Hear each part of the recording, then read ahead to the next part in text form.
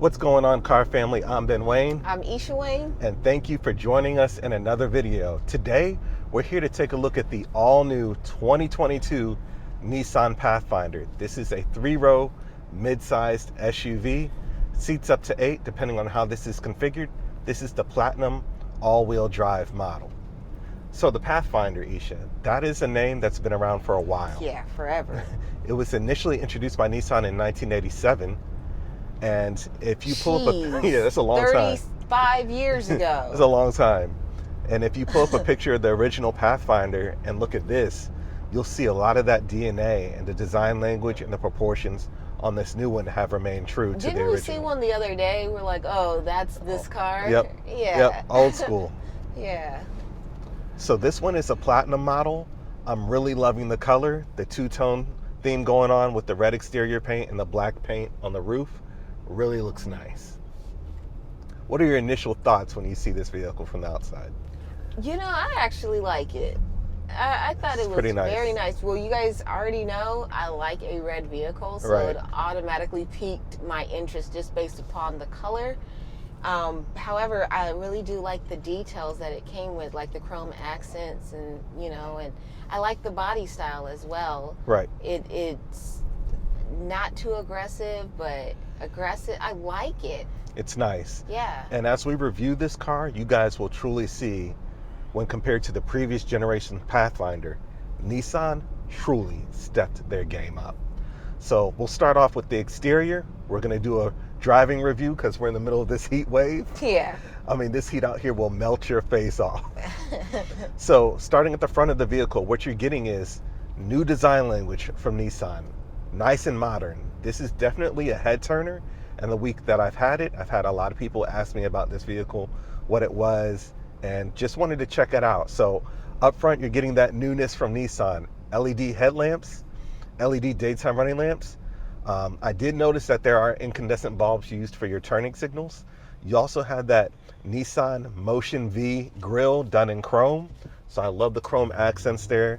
Jumps out nice against that red paintwork like you mentioned. Mm-hmm. Right, right. So underneath the hood, what's powering this thing is a 3.5 liter 6-cylinder power plant. And that's giving you 284 horsepower and 259 pound-feet of torque.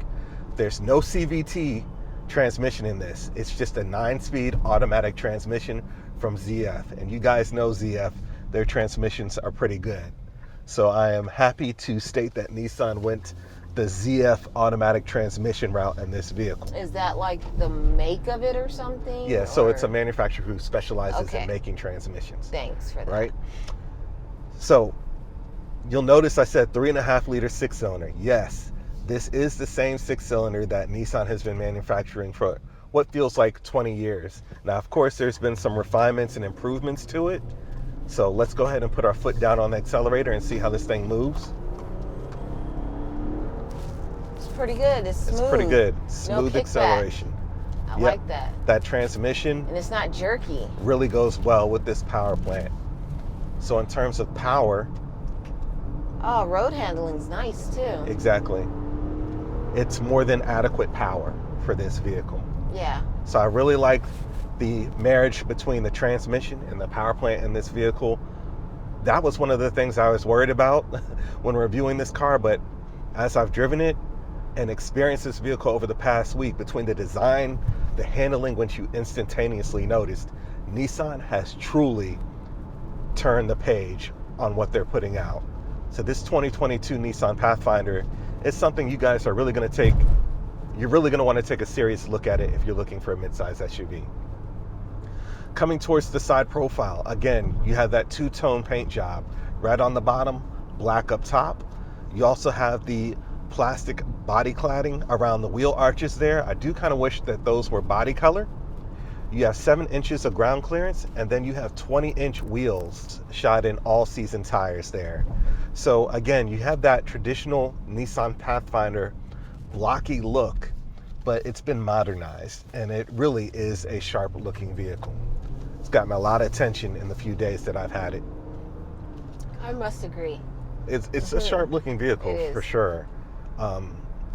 It just looks fresh, in my opinion. It just really looks like one of the fresher vehicles that they've put out recently, and they've done such an astounding job on this vehicle.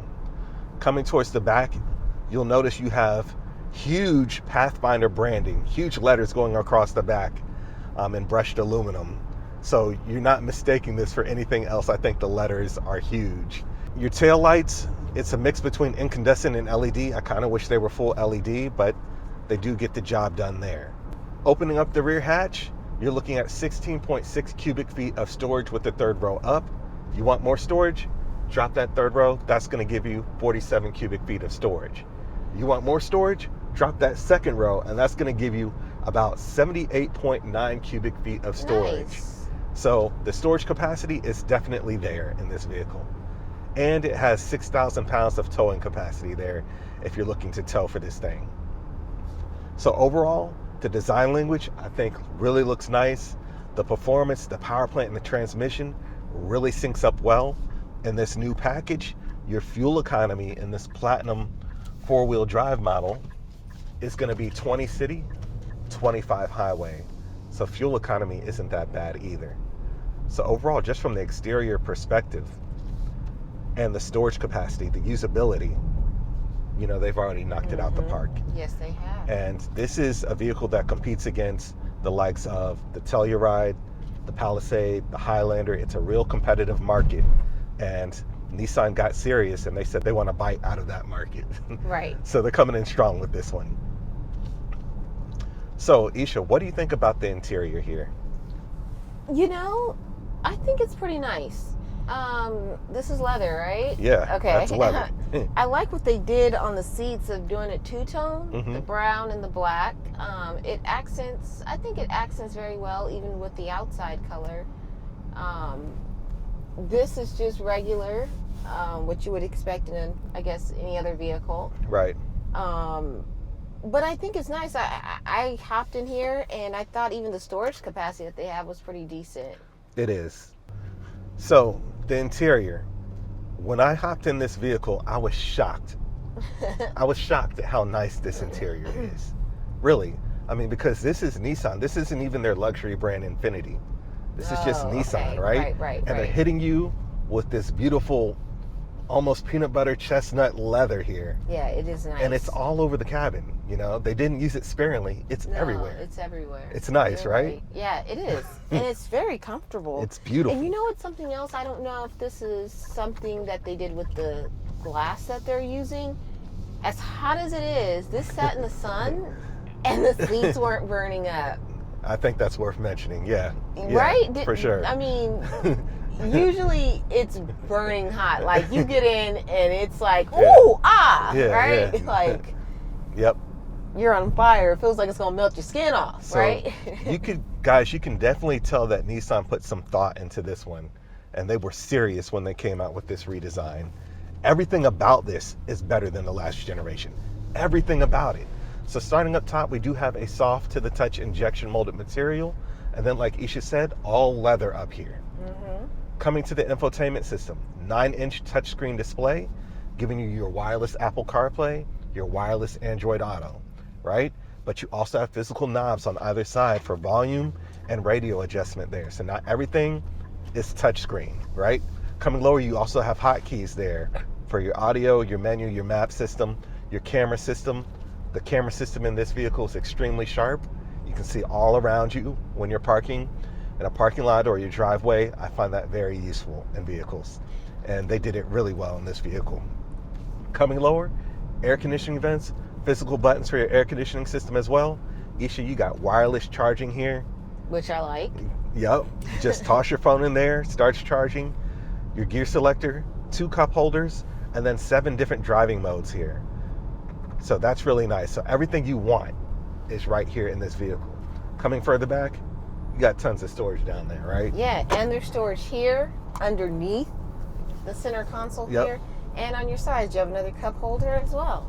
So everything that you could want is nice. Now let's talk about some of the features that wowed me. So of course, they went ahead and threw in 3 levels of heating and cooling in the seats, but you also have a heated steering wheel in this vehicle. Nice. To match that, you have over a 10-inch head-up display system here. Oh, I love right? that. So you have a 10-inch head-up display system here. It's nice and in color, vibrant, easy to see, and I'm really enjoying using that. You also have all the safety features. So automatic braking if you're gonna have a collision while backing up. Nice. You know, it detects the bushes in the driveway and it like snapped the brakes on me. And so guys, it works, right? You also have a semi-autonomous driving mode as well. So you can switch into that and this thing will make lane changes for you. That's a pretty neat feature. Okay. So, I mean, look at the way Nissan is stepping their game up. Right, right. I mean, like I said, this is a competitive sector and they knew it. Absolutely knocked it out the park. What do you think about the comfortability of the seats Oh, there? I love it. It's really, really, like lately we've been riding in vehicles with some very comfortable seats. Yeah. And I feel like across the board, these vehicles are stepping their game up. Yep. I feel like more vehicles are tapping more into the luxury side of things, although it's not considered a luxury vehicle. Yeah, they're punching a little harder. Yeah. These seats honestly feel like you're sitting on a couch. Yeah. That's what it feels very like. Nice. Very nice. And I feel like it has the right curvature too, like Yeah, for your back. proper support. Yeah. Proper support. Mhm. So the driver's seat is 10-way adjustable. Now the passenger front seat, I will say, is only 4-way adjustable. I wish it was 10-way, but you do have the cooling feature if you want it as well. Coming over to the door panels, covered in soft to the touch leather, buttery smooth. Feel that. Feel that top portion. See how it's padded? Yeah. Oh yeah, it is. Yeah, that feels nice and premium, doesn't it? You got that stitching as well. The door handles feel nice, cold to the touch. Okay, Nissan. You got the piano black accents. Piano black? Yeah. Okay, then you got like this. This reminds me of like the tire. That texture on the door panel there. They also have it here. They have it other places. A nice throughout. rugged texture. Remember, 7 inches of ground clearance. That's for a reason. It's all-wheel drive. So to provide that rugged texture carries on with the theme of the vehicle. Yeah. Plenty of storage on the bottom of the door panels as well. Now the bottom of the door panels are a tougher plastic. That's expected. Remember, you're going to be roughing this car up, so you don't want leather down there. Nice. Right? Now the steering wheel, like I already mentioned, is heated, right? It's wrapped in nice black leather, smooth to the touch. You also have stitching here as well. And then controls for your instrument cluster, which is configurable. Now, speaking of the instrument cluster, one thing that I was impressed with is that Nissan went ahead and dropped a 12.3-inch thin film transistor display here. So no analog gauges on the Platinum model. If you have one of the more affordable models, you have analog gauges, but on the Platinum model, you have a 12.3-inch thin film transistor display, which is available in different display configurations as well. So I think that is an extremely nice touch. Like I said, on this vehicle, you can truly see how Nissan went out their way to be competitive. Taking it back to the second row. Sitting in the second row, you have 2 captain's chairs because this is the Platinum variant, right? Now there is bench seating in the SL variant of this vehicle, but you also have heated second row captain's chairs here, and then a huge panoramic roof that covers the front row here and the second row. Now I kind of wish the panoramic roof went all the way to the back. If you take a look back there, you'll see that it kind of stops a little bit. Yeah. Some of the competition offers a glass roof that goes all the way back. Yeah. I kind of wish Nissan did that, but it's just a minor gripe. Yeah. Leg room in the second row, you're looking at about 35 inches of leg room. The second row seats, of course, fold, so it gives you access to the third row, right? Third row, you're looking at around 29 inches of leg room, so it gets kind of tight back there. So if you have a large family, this is usable, but I suggest the larger occupants occupy the first and second rows. Now, one thing that I was impressed with that Nissan thought of, and a lot of auto manufacturers miss out on this, USB ports. You have USB ports on the first, second, and third rows. That's nice. Is it in the seats again, or they're just there? They're there. They're integrated into the bodywork, the internal. Nice. So that's needed. No more reaching up. Exactly. Hey, exactly. You know, give me a charge. Right. From the back, and then you're like. Exactly. So cup holders and USB ports all the way to the third row. I think that's noteworthy. All right. So overall, I've given you guys the specs, the tech I like about this vehicle, the handling, it's nice and smooth. It's on point. It's a nice and quiet ride, even with the 20-inch wheels optioned out on this vehicle. So I think the handling is superb. And again, the acceleration is there when you need it because it's paired with a nice 9-speed ZF transmission and that 6-cylinder power plant. So Nissan truly covered all their bases here. And it's just a sharp looking vehicle, especially with the two-tone theme going on. With the red and the black roof, you even have black painted side view mirrors as well. I think that really looks good. But overall, if you're looking at a mid-size 3-row SUV, take a serious look at this Nissan Pathfinder. A few years ago, I probably would have never said that, but Nissan understood the assignment and they delivered.